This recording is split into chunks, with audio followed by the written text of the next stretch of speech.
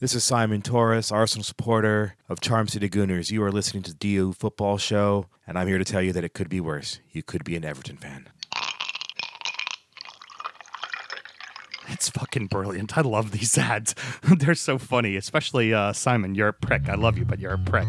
John, it's great to finally get you in studio, and I'll do all the introductions here in a moment, but, you know, I'm not even going to do like I do to Graham, because I know I'm with a professional today. And I just got to say, it's a grand old team to play for, and it's a grand old team to support. And if you know your history, let's start the show. Hello and welcome to the Drunken United Football Show, a completely biased recap of the English Premier League as told by two common American schmucks. I am your host, Sam Huston, and filling in for Samuel Graham, who is on a beach, probably drinking something tiki and is blackout drunk by now, is my friend John. John, how you doing? Hey, I'm doing great. I'm doing great. Who do you support, by the way?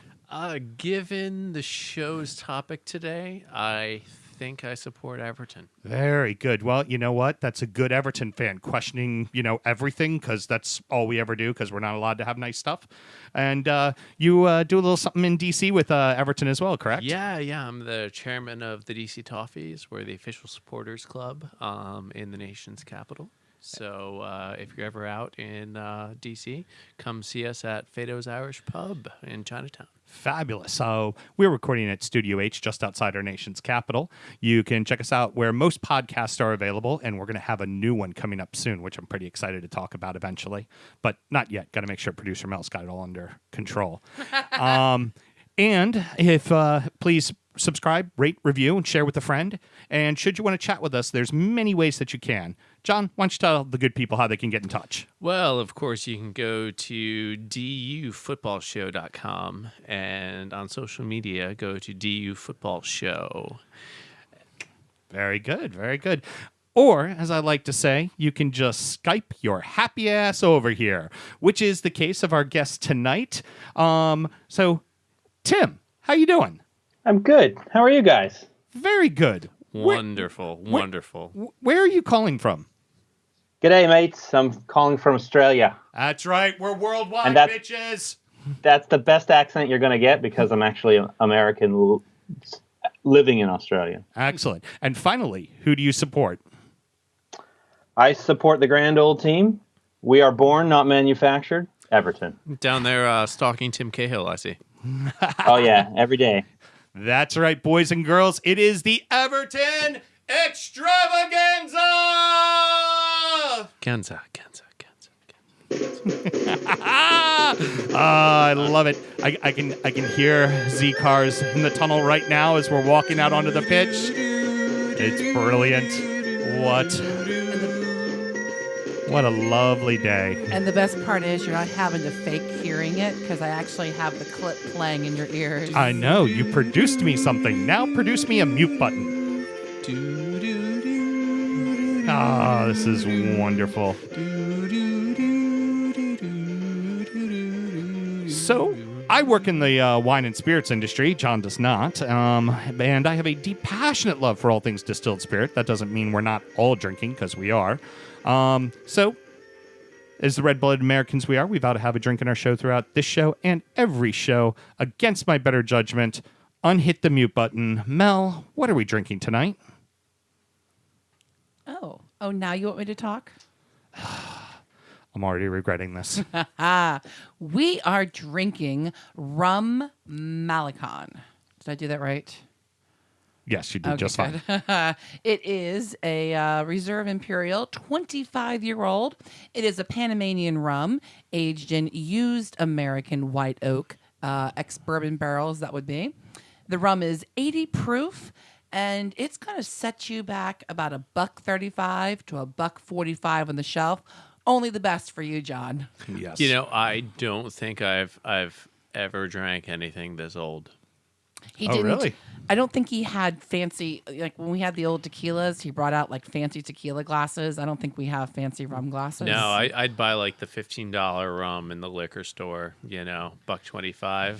Not going there. what you got right there is about $15 worth of rum. So we're still keeping it straight. I'd like to say these are Riedel glasses, by the way. They're just not. Okay. They're just not So the they're fancy just tequila not- ones. Yeah, they'll still sound good. It is a done in the traditional Cuban method. And the bottle's pretty cool. It's got all these etched marks on it. Looks like they spent about $25 of their budget just on the bottle. Done in the traditional Cuban method, Yes. but made in Panama. Yes. Panama. Yeah, that would be it. Excellent. Well, then let's have a lovely show. Oh, that's his way of shutting me up. Thanks, guys. Ooh, I like the sound of that. All righty, kids. Let's get into it. Best of the rest. If this club had any money, maybe this year they'll challenge for top 4. There's a lot of sayings that get tossed around when people talk about Everton FC. And despite having a typical season with typical Everton spot on the table, there was a lot to clean up around the club for Brands and Silva. Just because our club has money didn't mean that we necessarily spent it correctly. So your thoughts on the last season, John, for Everton as a whole? We finished 8th place just outside of Europe, but it's kind of normal Everton. Yeah, I would say the last season was a bit disappointing in the middle of it. It started off very exciting. New manager, a lot of new players who came straight into the team. Richarlison, Andre Gomez, Luca Dean, Bernard. And then suddenly there was a certain match that threw us off. Yep. And it threw us off for a while. But what I am very happy about is we had a very, very good close to the season.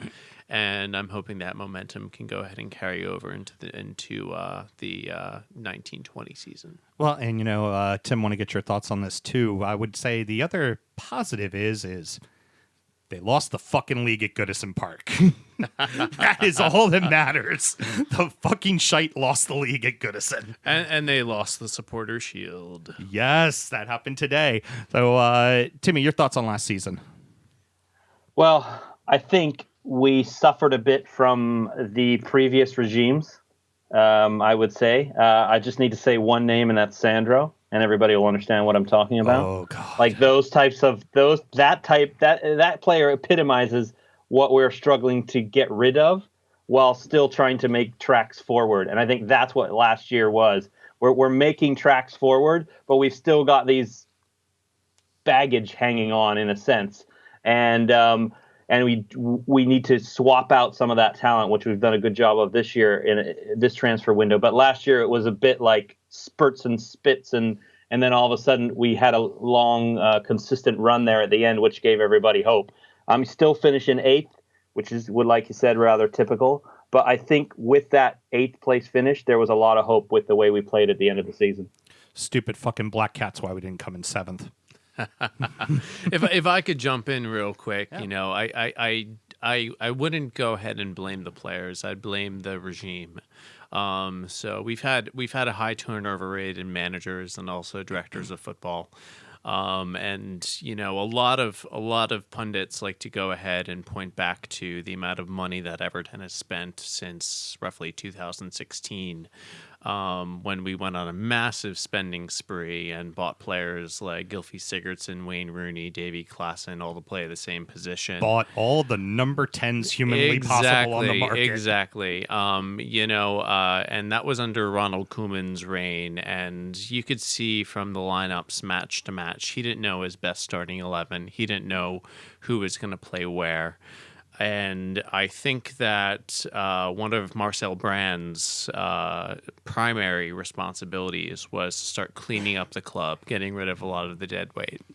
And, we're Sandro, I absolutely agree with you, Tim. He's on, 6-figure wages. And I added this all up in terms of the dead weight. If we're talking about Sandro, Cenk Tosun, Omar Nias, Balassi, Morales. Hey, don't you talk about our backup right back. He's such a great backup right back because we don't have one right now. And I'm sure some team out there just needs one desperately. But I did the numbers and all of the deadweight that we have at the club adds up to a wage bill of about £24 million per season in change. So one of the things that you saw in the January transfer window was really no incomings, but trying to get the outgoings going. Yeah. And it'll be interesting to see, especially since a lot of the European leagues, France, Italy, Germany, whatnot, Spain, their transfer windows don't go ahead and close until later in August. How many of those players can we go ahead and offload? How can we go ahead and free up a bit of the wage bill and make a little bit of loans. money? Hopefully not loans too, because it's been a lot of loans. I will like to get rid of people. I will say with loans, we have a couple players who are on the last years of their contract. And so if we have to go ahead and loan them out and a team's willing to pay, 50% of their wages or even 100% of their wages, and then they become a free agent at the end of the season, I'll go ahead and take that too, as long as we can get if we can get those wages off the books, and we can start applying them to players that will come into the first team and help us this season. Yeah. So we actually just kind of tapped into what I wanted to talk about next anyways, which was kind of the getting rid of the dead weight. Do we feel like so far Brands is doing a pretty good job of that, boys? I think not, No? quite frankly. I think that you have a plan to do it and everybody can see you need to do it, and actually doing it is another thing. I mean, there's no reason that all these players don't want to be just like Gareth Bale and be playing golf while collecting a massive salary. Yep. And they have no reason, in a sense, to move. They know they're not going to play in the first team, but they don't want to go anywhere because they just want to sit it out. And yeah, I think you get a lot of that when you're trying to make this transition, and that makes it extremely difficult to move somebody on. Somebody what team in their right mind wants to sign Kevin Morales? Nobody. Nobody. Not even he's the not team making he an was impact. on loan with last season. No. Exactly. So, that makes it extremely difficult for what Brands has to do. I think loan moves are probably the best way to do it, in a sense.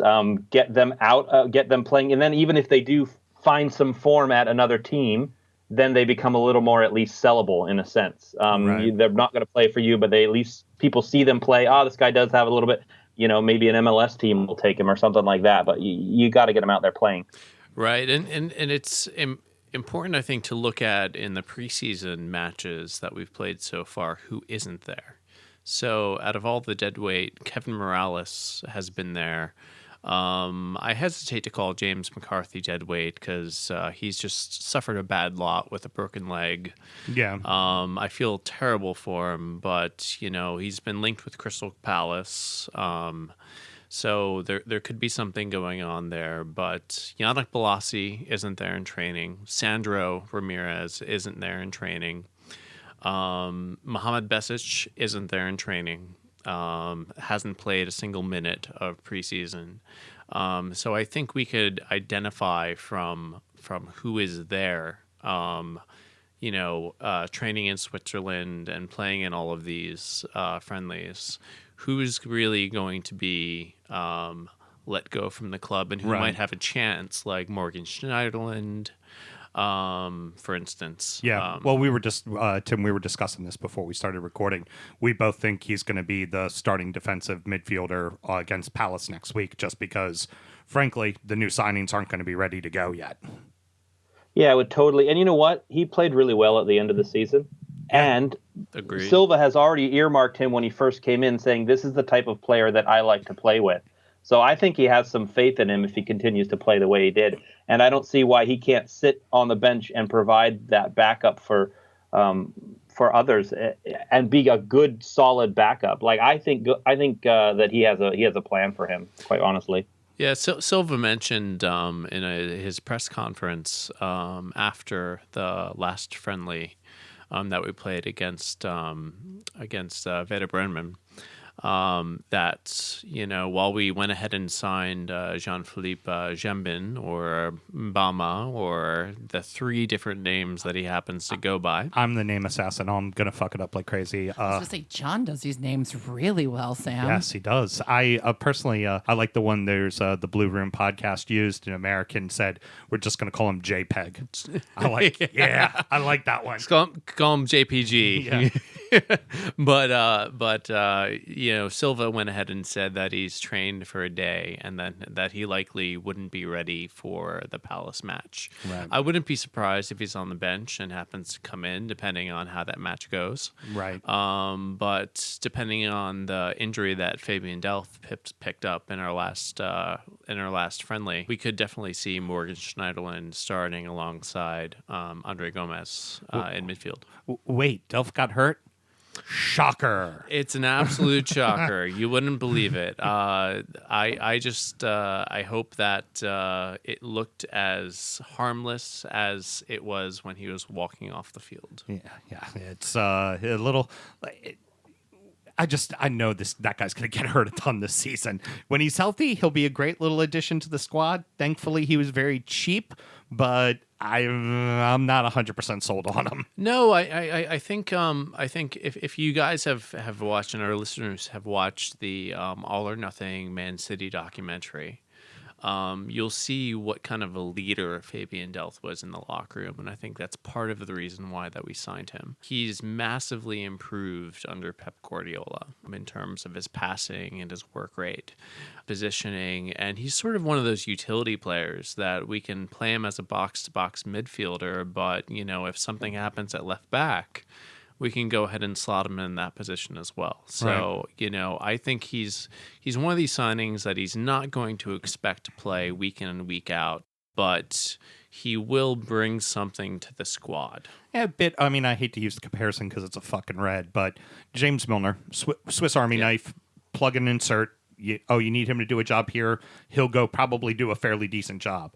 Like, if you needed him to put on the gloves and step in the net, he'd probably know how to make a save or two.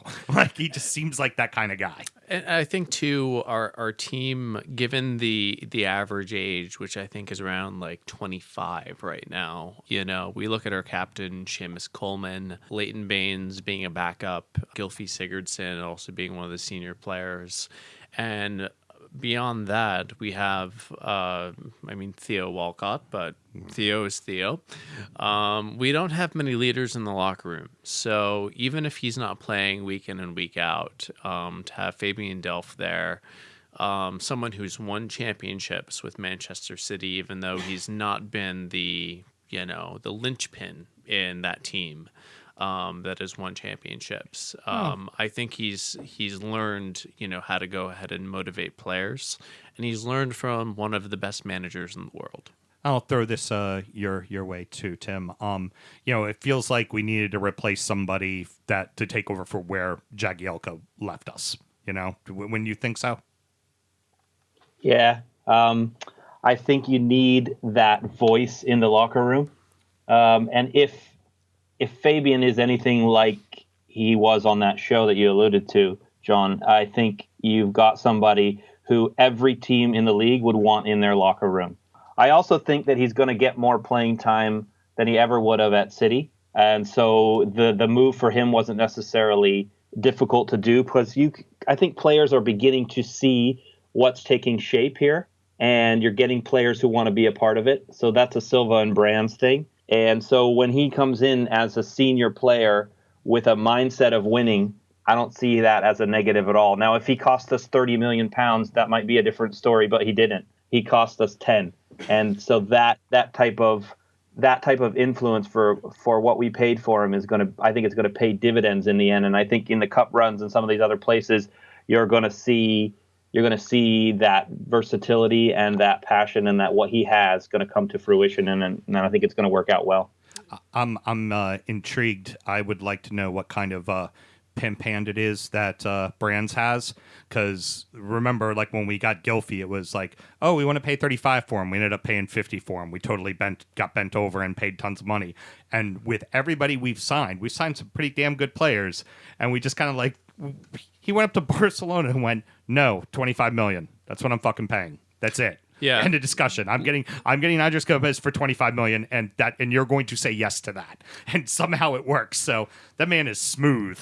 I'll just run down the list really quick to show you the brilliance of Marcel Brands, and this does not necessarily include add-on bonuses. Andre Gomez, 22 million from Barcelona, which was not what Barcelona was asking. They were asking much more. Fabian Delph, 8.5 million from Manchester City. Now that's reasonable based upon where that player is at. Jean-Philippe Jamin, $22.5 million from Mainz. And our marquee signing of the season, Moise Kean, 25.1 million, with only about 2 and a little bit of change in bonus money. And this was a Juventus president that wanted a buyback clause, just like Barcelona does with their players. And Marcel Brands somehow convinced them that a first refusal clause would be better than a buyback clause. Yeah. So this man is just absolute magic. Here's my theory on this. I have a theory. He has pictures of every other general manager in Europe. He does. He's got a file somewhere with pictures of every other general manager in Europe, or he just demands that much respect and has that much clout within Europe. Those are the only two possibilities. Yeah, it's blackmail. That's what it is. He's got blackmail on everybody. Yeah, it's freaking incredible. And I think that is you can sort of put Marco Silva aside because he's working with brands and identifying players, and Delph was apparently identified back in March. And so there are a number of players that I think were identified that we've gotten permanently signed. They were identified months and months ago during the season. But Brands seems to be the type of guy that Steve Walsh wasn't. Steve Walsh was a head scout with Leicester. Yeah. And, he knew how to identify players when it came to getting them over the line and getting together with the manager and talking about what are the needs of the club going forward. That was a completely different story. I think Walsh failed with that. Koeman failed with that. Yeah. And also Sam Allard. Let's just not remember Big Sam. So Big Sam never happened. Just a bad dream. The man whose name we shall not mention, was involved with some signings as well during that January transfer window. Oh God! Oh, in my throat there. Shake no. I think Brands has a very tight relationship with Marco Silva. He knows exactly what Silva needs in the squad. And looking at the transfer windows that they've gone through so far, with this last summer being the biggest one, we picked up players that went right into the starting 11. Yeah. Oh, absolutely. It seemed like we would play our initial starters just as giving the opportunity for the new players to kind of work their way into the system, which also was a notable difference from when it was Koeman or Big Sam Dumbass. They would just put them right into the starting lineup, and they would have been with the club for a week or two at the most, and just go score 20 goals, and it didn't work. Where you saw in the case of Andres Gomez, it took a little while. He had some injury problems, so it was getting him up to being physically fit to play, and then slowly working him into the system. Same thing with Luca Digne. He didn't start playing until Baines got the injury. They kept going with Baines. And even though Baines was at times, frankly, getting beat on the left, but it just felt like the players were being vetted correctly. Wouldn't you say, Tim? Absolutely. And I think that speaks to the way Silva. I mean, we heard it even coming from Watford, where the players were like, "This guy will put his hands on us and put us right where," you know what I mean? Like literally, he was a player's manager in a sense. And so when you come into a new situation and whatnot and get thrown into the fire, like sometimes a lot of these clubs do, oh, you're a new signing, go straight in. I know you've only been here a week. That's not necessarily going to endear you to the coach and to other things. So when Silva and Brands are doing it the right way, you see that we might lose a game, we might tie a game that we maybe should have won because we don't have some of those players ready to go. But when they're ready to go, that will make all the difference. And I think we have to give a little there as a fan, saying we need to get some of these players in, because ultimately you'd like to have had all these players in week 2 of the transfer market. But that's not the way the transfer market works. It's been particularly slow this season as well. So I think for them to get put in the right way with Silva doing what Silva does, I think we'll be all right. Yeah, and one thing I wanted to comment on, I don't know if you saw the video of the signing of Jean-Philippe Jamin, but there was this wonderful little moment where Marcel Brands is fixing his tie on the back of his suit.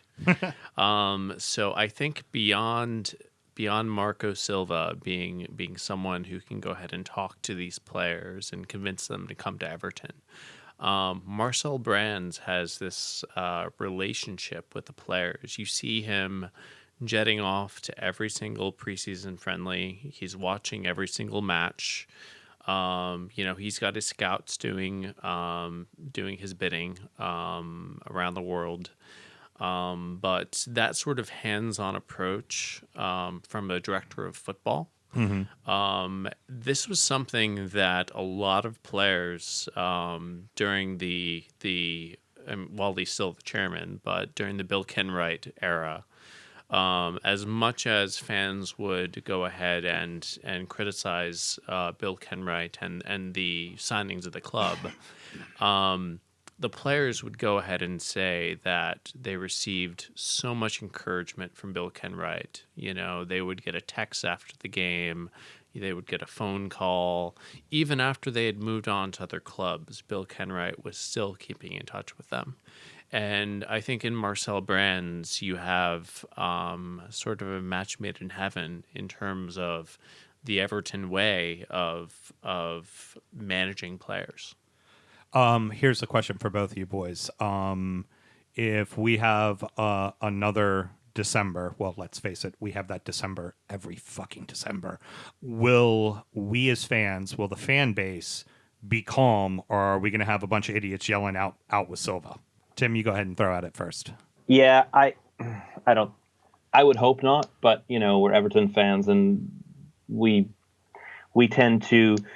I mean, even heard the small rumblings last year after that Liverpool defeat that we would, we went on that terrible run and people were, slow. It was slowly starting to creep in, and I think that is English football. If you don't have a progressively better and better, then that's just the way it goes, unfortunately. Yeah. But I think as Everton fans, recognizing what the club is doing and the positive steps it's taking, that buys him a bit more time. I think that he has the opportunity to take these players that he's been given that are now his, and if he doesn't move the club forward, then by all means, he's been given what he's asked for and he didn't do it, then it's time. But I think I don't get the sense that's going to happen. I get the sense that this is a method. There's a method to the madness, that Brands and him are together, and that's why there's so much hope, and that's why I think he has a fairly long leash in a sense. I think there will be portions of the fan base that will be unhappy either way. I was just reading today a thread in the Everton USA Facebook group basically saying, oh, now that we've signed Moise Kean, which we'll go a little bit, we'll deep dive into him a little bit later. It's time to go ahead and sell Shank Dosun. It's time to go ahead and sell Omar Nias, which I'm not opposed to, but it's time to go ahead and put out Dominic Calvert-Lewin on loan. And you look at some of these fans and you're saying, well, that leaves us with one striker. Right. So there's a certain illogical thought process with some of these fans. And I don't want to go ahead and tear apart fellow Evertonians and whatnot, because we all want our club to do as well as we possibly can. But there are some unrealistic expectations, and there are some that I think don't understand necessarily the business of football, and that becomes a problem when it comes to expectations. Yeah. Now, I'm going to go ahead and slide into this kind of thought process real quick. This is my own personal opinion. I personally think there needs to be a really strong cup challenge, be it the League Cup or the FA Cup this season. I feel like this team needs to make a semi, needs to make a final, hell, needs to fucking win a trophy. I think that's almost paramount this year for us. I absolutely agree. And Tim, I want you to weigh on this as well. We've heard Seamus Coleman talk about it. We've heard a number of different players talk about winning a trophy. And I think that's a building block. Personally, in my own prediction, I see us challenging for the top 6, not the top 4, this coming season. And if you go ahead and get a trophy under your belt, whether it be the League Cup or the FA Cup, the FA Cup, of course, being better, I think that really will galvanize the players to go ahead and... I'm not saying that they're not playing as hard as they possibly can, but it'll go ahead and show them that, Everton is here to do business. Yeah. I think that you're spot on there, John, in the sense that what we expect is top 6 challenging. I think that would be a minimum. With what we've done, we as fans would kind of expect that. I mean, you have others. Folks who have said that they will challenge for the top 4. I mean, I can't remember who it was. That even though we've lost Ghana and some of those others, that they expect that because of what we've done and the players that we've done, that we'll do better than last season, and that we'll challenge for the top 4.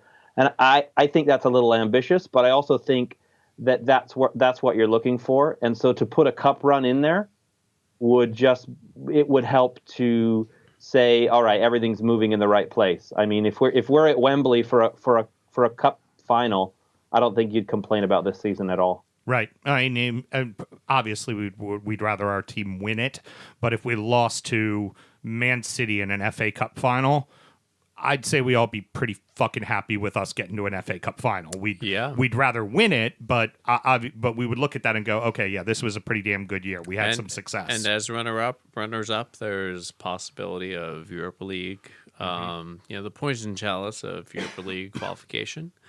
I think Everton fans this season, given our new signings and what may be to come in the next week, I think we need to have a little bit of patience. Oh, absolutely. We've brought in players from the Bundesliga. We brought in a player from Serie A. We can't expect these players to get off the mark immediately, especially a player like Moise Kean. No. He's going to go ahead and adapt himself. Now, I'll talk about this a little bit later, but I think he's very well suited to the Premier League. But if he's not scoring a brace in his first game starting, I don't think the fans can turn against him. He's going to have a bit of a learning curve. Oh, yeah. like a lot of players that move into the Premier League from different European leagues. So let's go ahead and get into some of the signings. So we got ourselves a backup keeper, and Losel, honestly, is someone to keep Pickford honest, if you ask me. And when he pulls shit like he did against Newcastle, slap him on the wrist and sit his ass on the bench for a game and remind him, hey, you may be England's number one, but we can put somebody else in the net. And that's nice to have that competition, knowing that we've got, just a good, solid backup keeper. How big, and Tim, I'll ask you this first, how big was it getting the Andres Gomez deal done and done quickly? Yeah, I think that was really, really huge. He gets another full development time with preseason. And he's not coming in and I know he was injured at the beginning of last season anyway, but he gets to come in and put his stamp on the team in a sense through preseason and whatnot. And I think that getting that done was probably the easiest thing for them because we all knew he wanted to come. We all knew what brands wanted to pay, and however he works his magic, he got it done. Whatever he did, he worked it, and then boom, we've got Gomes, and we're good to go. And that set the tone kind of for the rest of the transfer market. Little to no drama on that one. There was that little bit of talk of West Ham, and real quickly that got shut down in a hurry. And then the deal got done. The next thing you know, boom, deal's done. Yeah, I think when you have a player who's had a really good experience at a club, if another club comes into them and they know that the club that they've been at for a year or season, really wants them as well, I think that, they're going to go ahead and wait out for that team that they're familiar with. So we already kind of touched base on Delph. We won't double back to that. So let's talk about really the two big ones. That's the big ones. So we got our boy We Be Jammin', Bama, Bamba, Gabin, JPEG. I'm going with what Rob said too. JPEG is great. JPEG. I love JPEG. Goes by 3 different names. That was the worst thing he could have done, by the way. Just give us one. Yeah, just give us one. You know that the Liverpudlians in the stands will go ahead and create his own name for him. Yep. Yeah. And then the other nickname that made me giggle with my teeth out, our new striker, Moist Ken.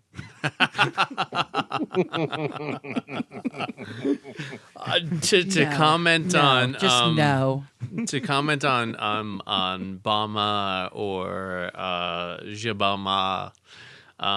So our new replacement, or should I say successor, for Idrissa Gana. Idrissa who? No, Idrissa what? I will disagree with that. Oh, no, I'm with you. I broke my heart. absolutely love Idrissa Gueye, and if he has the chance to go ahead and play for a team that he dreamed to play for as a child, let's go ahead and give him that chance at the age of 30. Yeah, he was my favorite player on the squad, and I jokingly say, Idrissa who, but the man showed nothing but class when a deal didn't get done over the January transfer window, and we said, hey, look, we need you to stick it out. What did he do? He went out and played probably his best ball with us as a club during that time period. If ever there was a reason to just check out and not play, pull a Ross Barkley, there it was. And he didn't do it. What were your thoughts on Tim on Idrissa sadly leaving the club? I am, thankfully for all of you, there's no video with this, but because you don't want to see this face, I literally do have his jersey on, though. I will tell you, because there was one jersey I was getting from last year. It was his. Yep. So I think that you like you said, you had to let him go in a sense. The reason you want his name on your back is exactly what you said, Sam. He not only did he not get the move he wanted, but he went out and he performed at an exceptional level after that. And so those are the types of players that you never want to see go. But at the same time, your emotional side says, yeah, it's the right thing. We're happy for you, even though we're not happy that you're gone. Yeah. Well, and basically his his leaving, and I want to kind of hint at this some too, John, because I know you've looked up the numbers on it. Basically, that paid for JPEG. Right, Yeah. right. We went ahead and sold Idrissa for 25 million to PSG, and Jean-Philippe came in on 22.5, not including any Add-ons. performance bonuses or add-ons or anything like that. Talk a little bit about the player that Jean-Philippe Jambon is. You really have to look at what kind of team Mainz was over the past several seasons. His first 2 years on Mainz, they were struggling for relegation in the Bundesliga. Last season, they finished mid-table. They play a 4-4-2 diamond, and Jean-Philippe went ahead and basically played in the back of the diamond, sitting in front of the back four. We know that he's a player that can go ahead and slot in at center back if needed. But it'll be very interesting to see how he plays in a 4-2-3-1 with Andre Gomez alongside him. The interesting thing about Jean-Philippe is that if you look at all the stats, of course he's lower than Ghana, and that's to be expected. Ghana is one of the best midfielders in the world. But some of the things I want to focus in on are pass completion rate. Okay. And Ghana's pass completion rate, and I may be wrong on this number, was about 83%. And Jean-Philippe was 80%. Ghana, as we know, watching Everton week in and week out, he tends to play a lot of short passes. A lot of touches back and forth between him and the center backs. Exactly. And he does get forward. And personally, when I do see him get forward and try to take a shot on goal, I would get a little terrified because I knew he wasn't going to put the shot on target. But what Jean-Philippe, I think, brings to the team, for one, he's 6 foot tall. So he towers over Idrissa Gueye. So in these one-on-one challenges for headers, I think he's going to be a force to reckon with in the Everton midfield. Mm-hmm. Second is the way he goes ahead and passes the ball. Unlike Idrissa Gueye, because he was playing for Mainz in that back role, he had to play a lot of long passes. And what Jean-Philippe tends to do the most is try to move the ball from the defensive third to the offensive third as quickly as possible. He positions his body to go ahead and be able to start dribbling forward. He's not afraid to dribble and take on players. And I think that's going to be a very, very different type of defensive midfielder than we've seen from Idrissa Gueye. He loves a tackle. He loves going in and intercepting passes. He has a very, very good interception rate compared to Idrissa Gueye. As my co-host loves to say, a right proper dickhead. That's the kind of player he likes. Is Right. A right proper dickhead. And I think Because that he identifies with that. Yes, because Graham is a right proper dickhead. Sorry, John, go ahead. Well, No. I think that what Jambin can go ahead and bring to the team, especially with the notional starting three up front of Bernard, Moise Keane, and also Richarlison, is the ability to go ahead and play through balls to the either middle or final third and have these players run onto them and create quality opportunities, which is one thing, as much as I love Ghana, that was not part of his game. Yeah, he was short passes and beat the shit out of people. That's Right. what he did. He did really well. I think JPEG is going to be different in that sense that you're right. I think if you even look at interceptions, he has a better interception rate, which is what we loved Ghana for, right? He would just get in there and be in the perfect position. And JPEG's even a little better than that.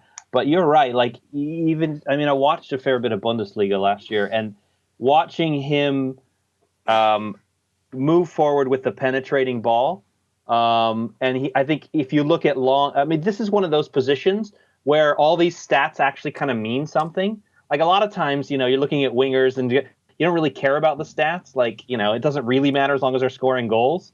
But like, this is one of those positions where all these stats kind of come into focus. And if you look at his long balls and his through passes, he's actually more accurate than Guy. So yeah, it's interesting. Right, and I think Ghana you can identify as strictly as a ball winning midfielder. Whereas Jean-Philippe has a little bit more in his game, and it might take a little while for him to go ahead and display that for Everton. And, well, let's also, if he's going to be putting up those long balls, let's look at who he's got up there. Calvin Lewin learned a lot and grew a lot last season as a striker, being able to play back to goal. Now, he'd have his games where you're just like, God, he just doesn't have it today. But for the most part, he, particularly in the second half, really kind of got used to being a everyday striker. Now, with I believe it's, I've heard people say it's Moise Ken. I've also heard Keane. So again, Moist Ken. Just that one made me giggle so much. That again, this is in the style of Big Rom. This is a big boy that we're getting from Juventus, and then even to a lesser extent, I mean, I don't expect to see him on the field, but if we hold on to Shank Tosun and he's our third striker, he can pull down a ball from the air and he can play with his back to goal pretty well too. So there's something encouraging knowing that we're going to have a defensive midfielder that's going to be able to put up balls, but also guys that are going to be able to bring them down and control them, which is very important. Yeah, with our newest signing, Moise Keane, let's go ahead and start to transition that way too, boys. Let's start talking about him. And I'm very excited to go ahead and see him play in the Everton shirt. Now, the Evertonians are going to need to have a little bit of patience. It's a 19-year-old kid. It's a 19-year-old kid, but he has a lot of fundamentals of the game that seem to be inherent to the player that he is. He hasn't learned them on the training ground. It's just something that he knows. So if I were to compare him to any player, I would say he has all of the skills of Calvert-Lewin in terms of being able to run into the channels, being able to hold up the ball, and allow his teammates to come on and, contribute to the attack. But what Moise Keane goes ahead and does phenomenally is his finishing. If you take a look at the videos of his finishing, he scored in just about every other Juventus match that he played in last season. He is incredibly accurate when it comes to where he places the ball. And he's also 6 foot. So size. We have... I would describe him as a complete striker.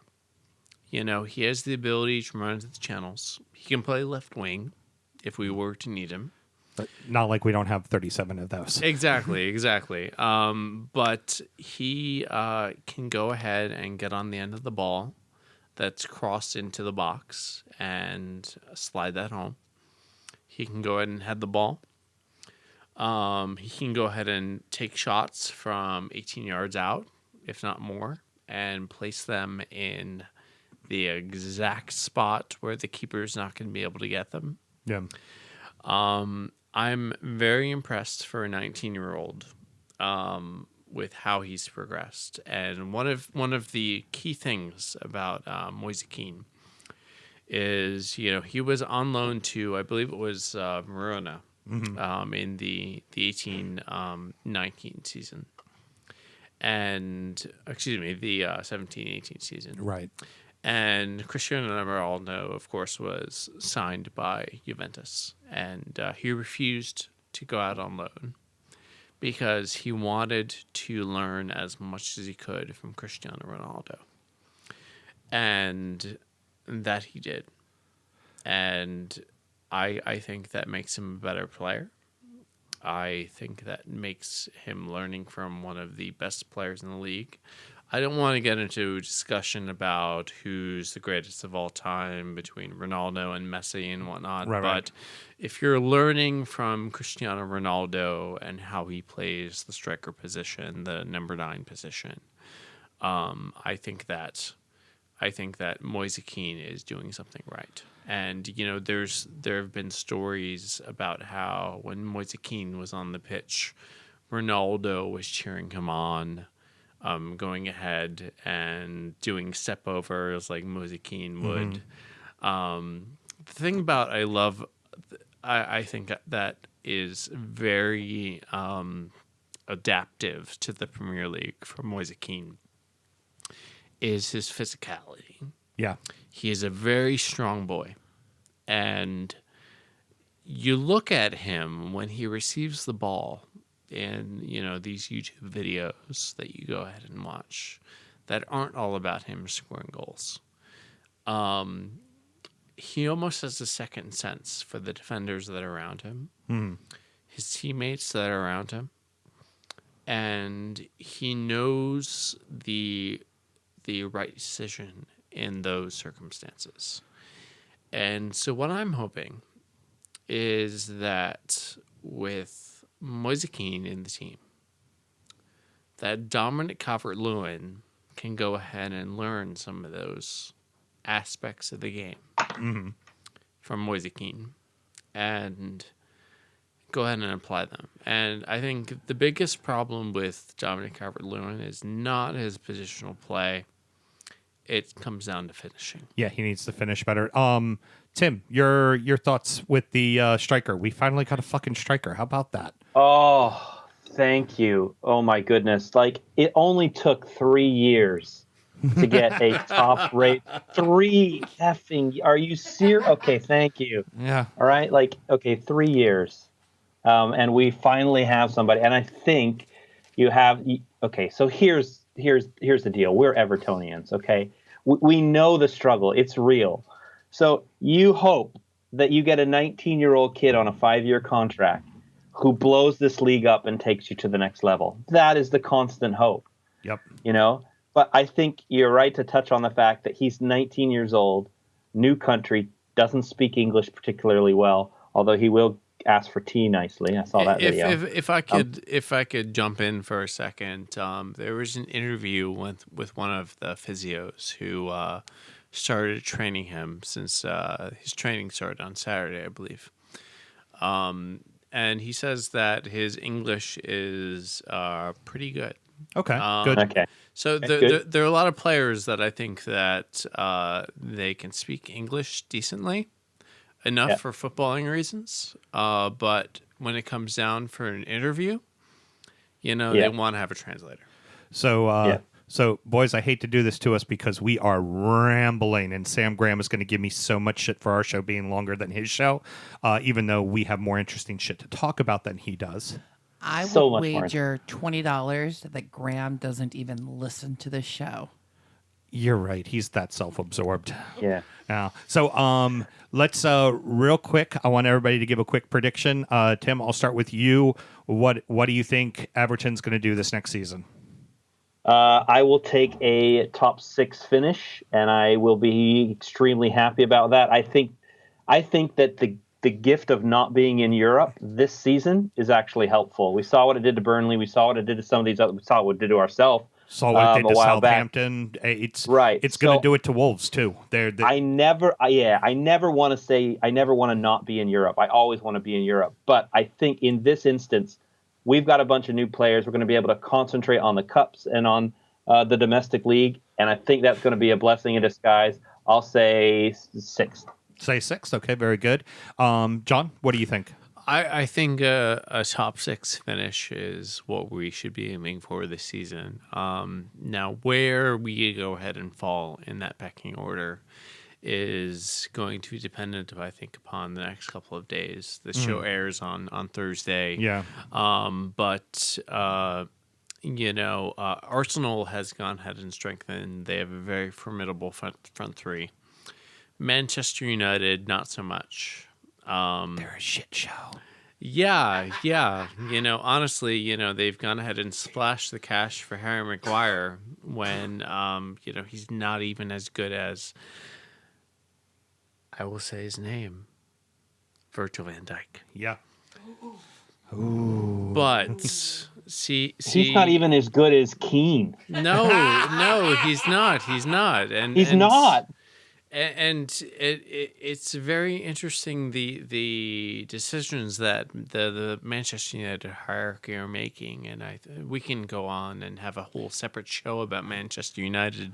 We did. We made fun of them the whole time. We made a bingo sheet and everything. It was fabulous. It's all about the Woodwards and how they think that they're wonderful about going ahead and signing players. And, so, boys, I'm just going to tell you real quick. It's simple. You're both wrong.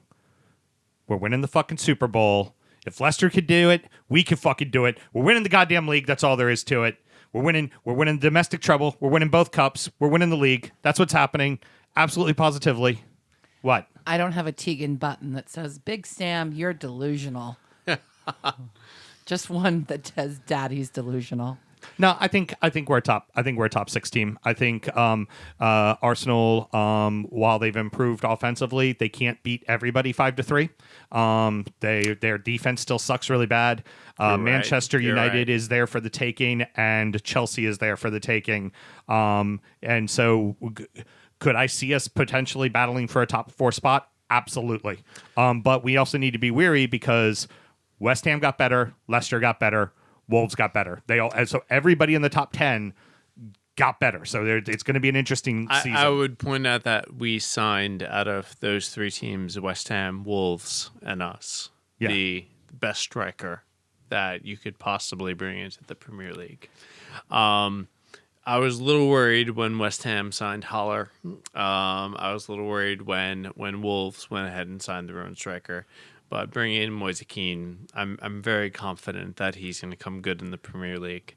In terms of what we need to do before Thursday when the show airs, there are 4 positions that we need to go ahead and strengthen. Let's hold that up for the next segment for when we do our speculation, because we can wildly speculate then. So the important thing to know here is I have more faith in my club than you guys do, and I'm a better fan. Well, you're a bigger fan. Time to tell you what little we know. It's speculation time, Toffee edition. So since Graham isn't here, and obviously John can do his job just perfectly fine, John, what's the wild speculation in the silly season currently for Everton? So with our recent transfer signings, we have a number of different positions that Marcus Silva would like to go ahead and strengthen. One would be a winger.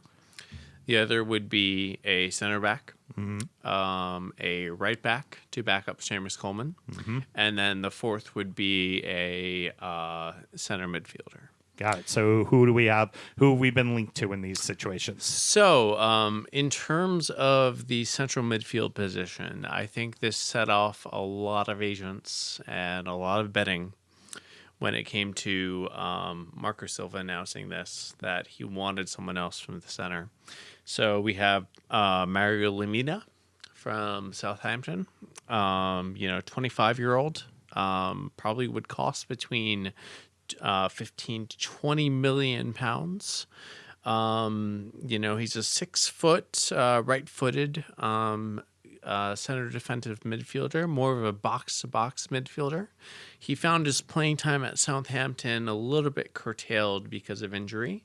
When he got back into the squad, there was a number of different formations that the new manager was going ahead and playing with, and he couldn't quite nail down a spot. We also have, in terms of a center defensive midfielder, Abdoulaye Doucouré from Watford. And now we know Everton's relationship, With or should I say Watford. lack thereof, with Watford.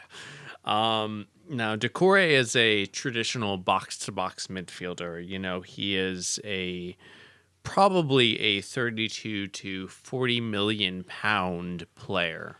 There's rumors out there that Everton have made a bid for 32 million pounds for Doucouré and have that had knocked back by Watford. You know, it's interesting to see that when Marco Silva said that in a press conference after the latest friendly against Werder Bremen, that he was looking for a central defensive midfielder.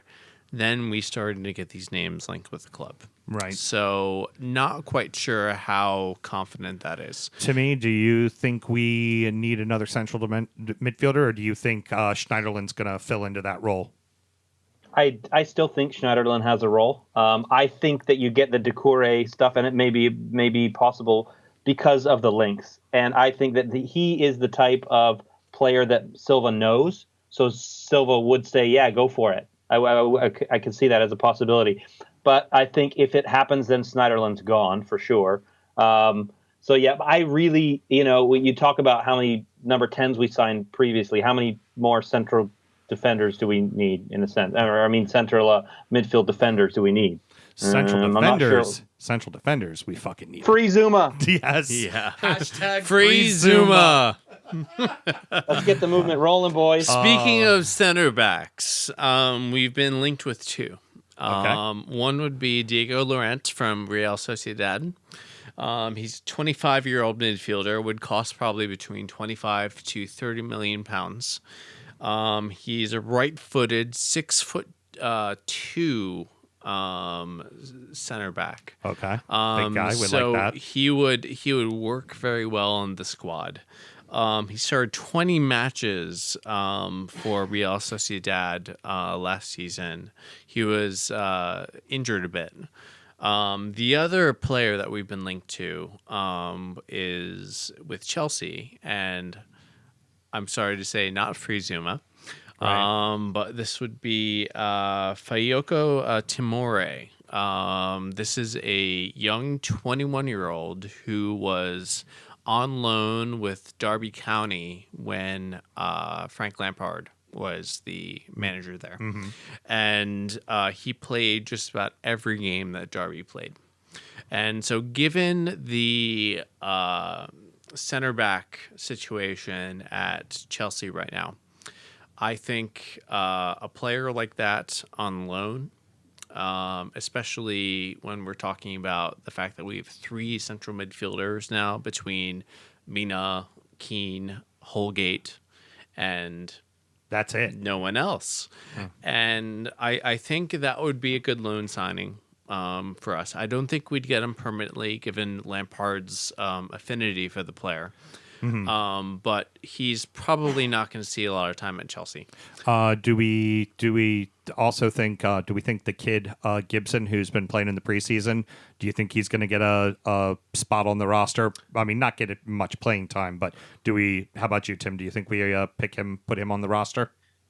Yeah, I think he may end up there as default if nobody else is coming in, because I think center back is our next main priority.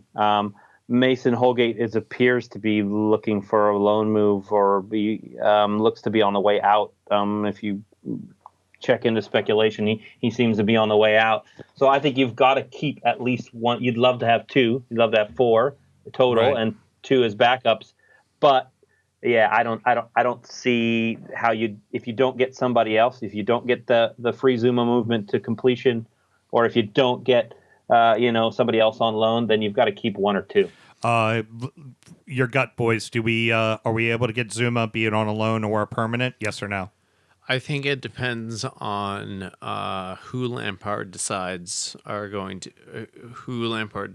be the the number 1 and number 2 center backs for Chelsea this season. Tim, your thoughts?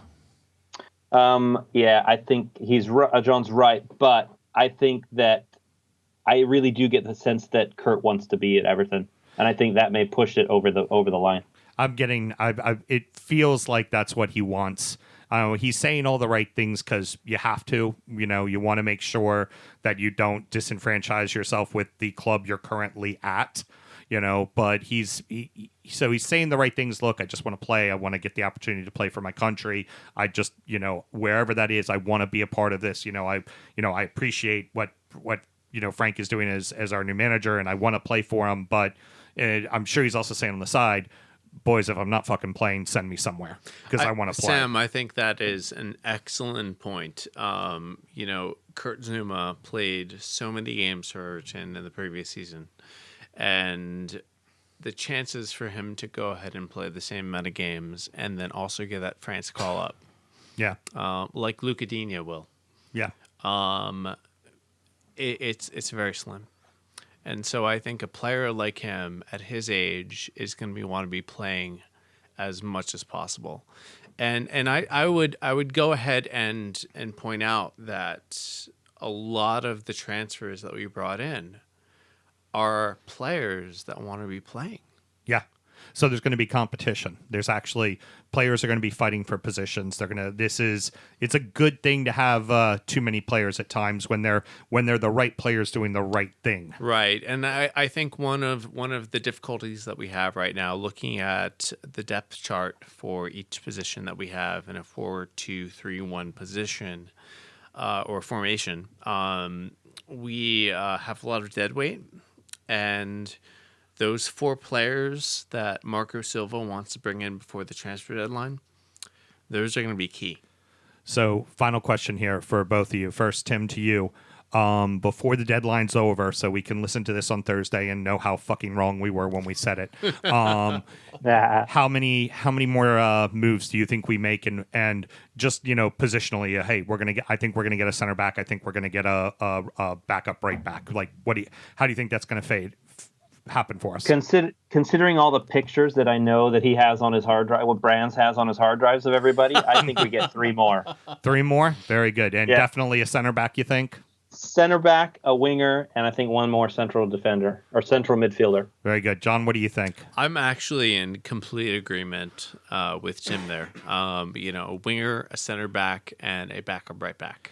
With John Joe being loaned out to Schalke, and the possibility of Mason Holgate going on loan or a permanent transfer to another club. I don't want to see Holgate leave because he has that ability to go ahead and play center back and also play right back like he did last season on loan. But I think that at least 3 players are going to be coming in.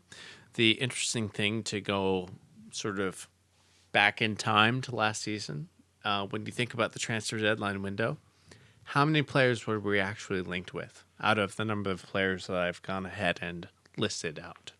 Yeah. We weren't linked with many of them. No. And it's almost as if Brands pulled a rabbit out of his hat. Right. And made these incredible signings at the last minute. Yeah. I have a feeling he's got a couple in his back pocket that we just don't even know that he's ready to do. He's going to pull some surprises on us. I think so too. And just reading the article about the Fabian Delph signing and the fact that, Brands and Silva went ahead and agreed upon that signing back in March. I think there are a number of players that are on Everton's radar that the media hasn't gone ahead and linked us to. Mm-hmm. And that we could end up signing come deadline day. Cool. Well, that about wraps it up, boys and girls. Timmy, thank you so much for getting up in the morning over there in Futureland, Australia, and Skyping your ass on in, man. I really appreciate it. It was a pleasure. I'll do it again anytime you want. And I really appreciate, really like your guys' show. Appreciate what you all do. And it's fun to be a part of it. Thank you very much, man. Appreciate it as well. And, Mel's coming in. I just wanted to congratulate Tim on being our biggest fan on the entire continent of Australia. Yeah, I got the continent covered. I'm getting as many people as I can to listen. I sometimes play these, on the speaker out in the kitchen. Not your show. I can't let the kids listen to your Oh, show. no, you cannot let Fair the enough. kids listen to this show. No. So that stays on my speakers and my earbuds. But I really do appreciate it. And Mel, I want to apologize from the three of us that you have a lot of work to do in post. I realize that. I'm It's to not try and so make bad. this sound good. I've been sitting here taking notes. You guys are darn interesting, and I've enjoyed listening to you. So, John, thank you for making the trip over here, man. It's good to finally get you here in studio. We've been trying it all all last season. We were trying to make it work.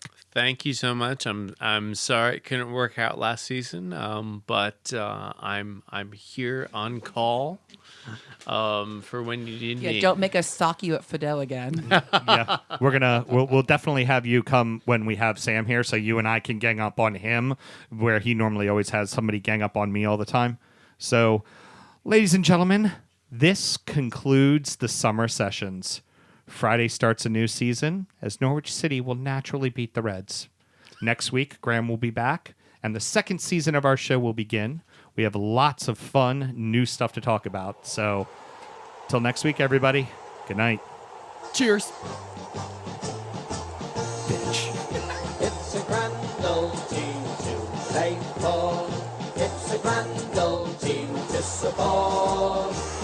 And if you know your history, it's enough to make your heart go, whoa. We don't care what the red side say. What the heck do we care? 'Cause we only know that there's gonna be a show when the Everton boys are there. It's we're waiting on Timmy. Timmy.